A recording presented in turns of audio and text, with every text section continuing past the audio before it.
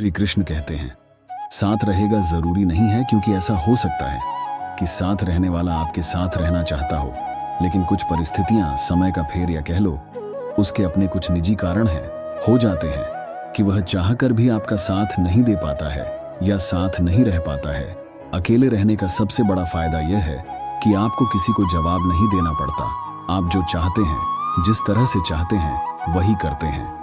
हम अकेले पैदा हुए हैं, अकेले जीते हैं और अकेले मर जाते हैं। श्री कृष्ण कहते हैं, जीवन में अकेले हो, जीवन में सारी चीजों को अपने दम पर कर रहे हो, कोई दोस्त, कोई रिश्तेदार आपके साथ नहीं है, तो आप कामयाबी के रास्ते पर हो। अगर जीवन में अकेले हो तो इसे अपनी कमजोरी बिल्कुल मत समझना, क्योंकि जो इंसान दुनिया में आज अकेला है वह बहुत ताकतवर है। बेवकूफ हैं वो लोग जो अकेलेपन को किसी की कमजोरी समझते हैं। बहुत कम लोग अकेलेपन की ताकत को जानते हैं। दुनिया में अगर कोई सच में आजाद है तो वह इंसान है जो अपने जीवन में अकेला है। दूसरा इंसान को लोगों की फालतू की बातें सुननी नहीं पड़ती। इसने आज ये बोल दिया, उस दोस्त ने आज वह बोल दिया, अलग अलग लोगों की फालतू की बातें दूसरा इंसान को झेलनी नहीं पड़ती। दुनिया भर की फालतू बातों से दूसरा इंसान आजाद होता है। वरना आप ऐसे लोगों को देख लो जो दोस्तों से घिरा होता है, वह हर समय किसी न किसी की छोटी छोटी बातों को लेकर बैठा होता है। ज्यादा लोगों से घिरा इंसान कभी शांति नहीं पा सकता। ज्यादा लोगों के बीच इंसान हमेशा चिंता में होता है। आपने तो वह सुना ही होगा, दुनिया का सबसे बड़ा रोग है। क्या कहेंगे लोग? यह रोग सिर्फ उस इंसान को लग सकता है जो लोगों के बीच रहता है।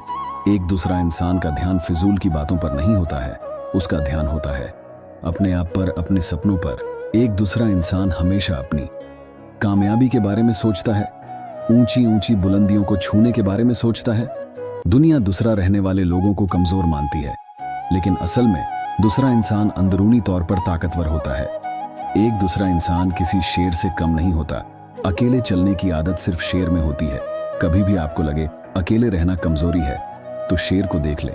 शेर अकेले रहना पसंद करता है, लेकिन राज वही करता है।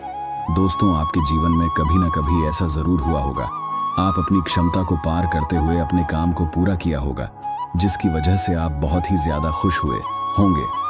लेकिन जब आपने इसी खुशी को किसी के साथ साझा किया होगा, तब उसने इतनी दिलचस्पी के साथ आपके बातों पर गौर नहीं किया होगा, आपकी खुशी को इतना ज्यादा महसूस नहीं किया होगा जितना आप अपेक्षा कर रहे थे।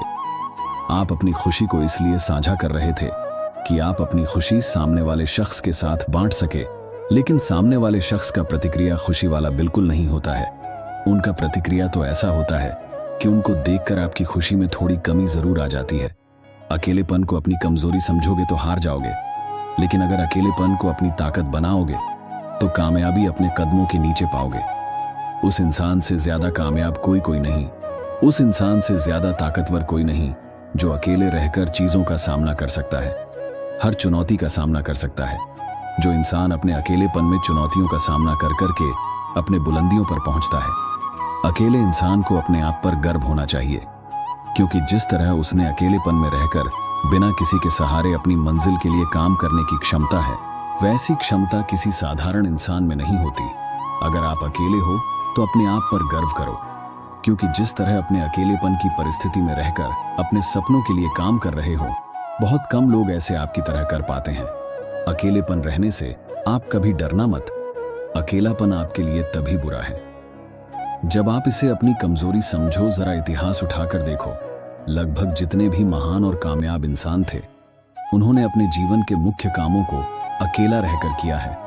उन्होंने कभी अकेलेपन की शिकायत नहीं की। शुरुआत में हर इंसान अकेला चलता है।